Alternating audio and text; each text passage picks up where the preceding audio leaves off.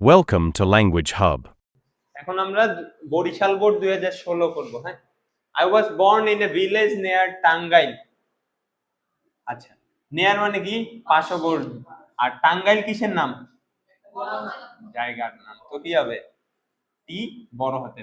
I was born, আমি জন্মগ্রহণ করেছিলাম টাঙ্গাইলের পার্শ্ববর্তী একটা গ্রামে। তো এইটা কি হয়ে যাচ্ছে, আমাদের কথা পরিপূর্ণ। A small river flow beside the village.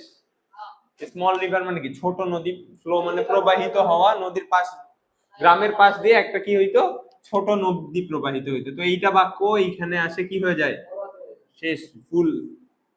এইখানে আমার, ও সরি, এটা তো ফার্স্ট ভার্স। ক্লিয়ার? দেখো, the villagers bath in the river and catch fish. গ্রামের মানুষরা নদীতে গোসল করতো এবং মাছ ধরতো। এইখানেও আসে কি নতুন একটা বাক্য। তো এইখানে টিটা হবে বড় হাতের, আর আমার এই জায়গায় হবে ফুল স্টপ। এর পরের বাক্য দুটো ইম্পর্টেন্ট। হাউ হ্যাপি দে আর, এটা ইন্টারোগেটিভে আছে না এক্সক্লামেটরিতে? গুড, এক্সক্লামেটরিতে। কারণ কি?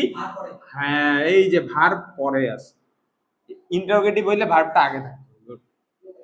তারপরে এইটাতে what they want is peace, এইটাতে কি আছে, এটা কোন সেন্টেন্সে?